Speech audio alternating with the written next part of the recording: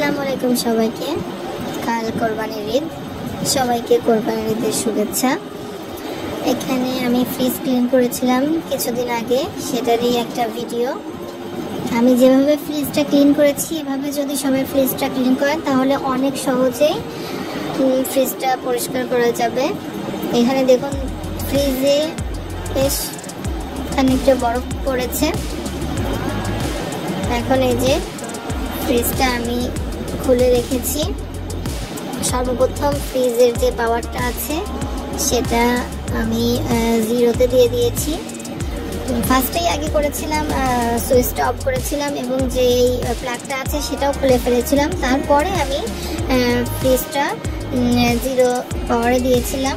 তারপরে দেখুন মানে আধা ঘন্টাও হয়নি তার আগেই এই যে পানি পড়া শুরু হয়েছে। আস্তে আস্তে করে যে বরফগুলো গলে পানি পড়ছে। এখানে আমি একটা গেঞ্জির কাপড় দিয়ে রাখছি।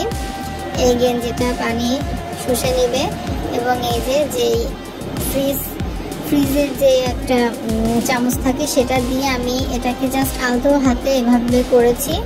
তাই দেখুন বরফগুলা একেবারে সুন্দর ক্লিন হয়ে যাচ্ছে।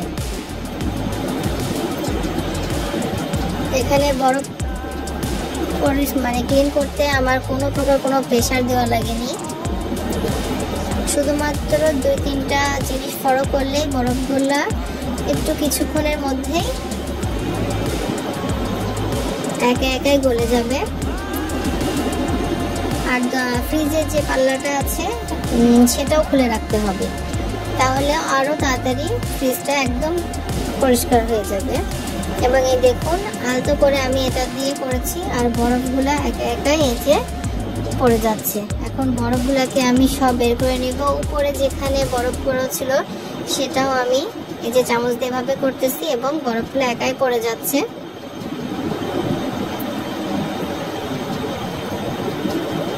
এই যে এখন এই বরফগুলা আমি সবগুলো এই বালতিতে রেখে দিয়েছি এবং গেঞ্জি দিয়ে বারবার মুছতেছিলাম।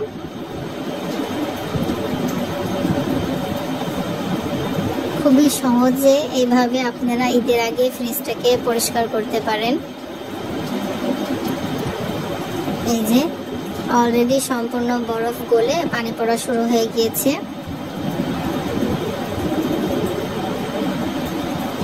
নিচে গেঞ্জিটা দেওয়াতে সুবিধা হয়েছে যে বাইরে পানি পড়ার কোনো চান্স নাই। যখনই ওটা ভিজে যাচ্ছিল তখনই আবার আমি ওটাকে চেঞ্জ করে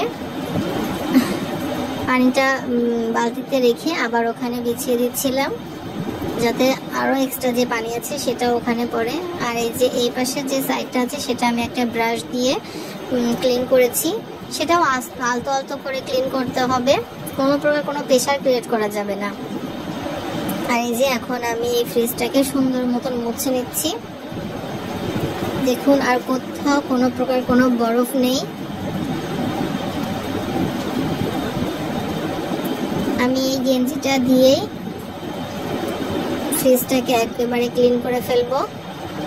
যে পানিটাও আছে সেটাও আমি এই গেঞ্জির সাহায্যেই মুছে ফেলতেছি। গেঞ্জির কাপড় নিলে অনেক সুবিধা হয়, ফ্রিজটা অনেক তাড়াতাড়ি সুন্দরভাবে পরিষ্কার হয়। দেখুন ফ্রিজটা আলহামদুলিল্লাহ অনেক ভালোভাবে পরিষ্কার করা হয়েছে।